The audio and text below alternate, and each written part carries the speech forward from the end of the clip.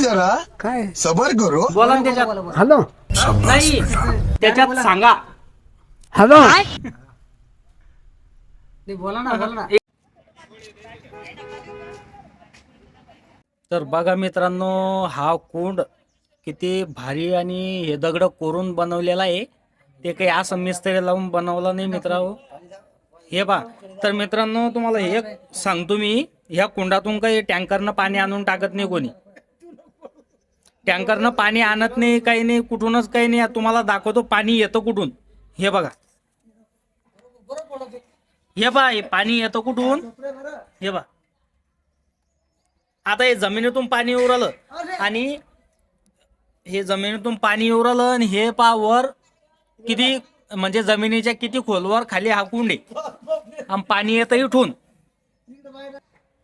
हे बा, तर मित्र आपण आता कोणाला तरी विचारू या कुंडाचं रहस्य काय आहे आणि कसं आहे.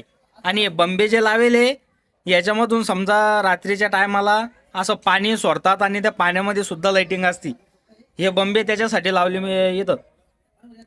आता कोणाला तरी विचारू की एखाद्या बाबाला आणि तर कोणाला विचारू ह्या कुंडाचं रहस्य काय आहे. तर चला जाऊ बाबाकडं. बरं मित्रांनो, मी आता आलो इथं अहिल्याबाई कुंड असं याला म्हणतात. तर वेरुलेने जवळ आहे. रुको जरा बघूया ह्या सबर कुंडाचं करो. रहस्य कसं आहे कसं नाही. तर बाबाला विचारू. शाबास बेटा. बाबा कोण रहस्य जाणून घेऊ आपण आता कसं आहे काय. बाबा सांगा बरं एक दोन शब्द.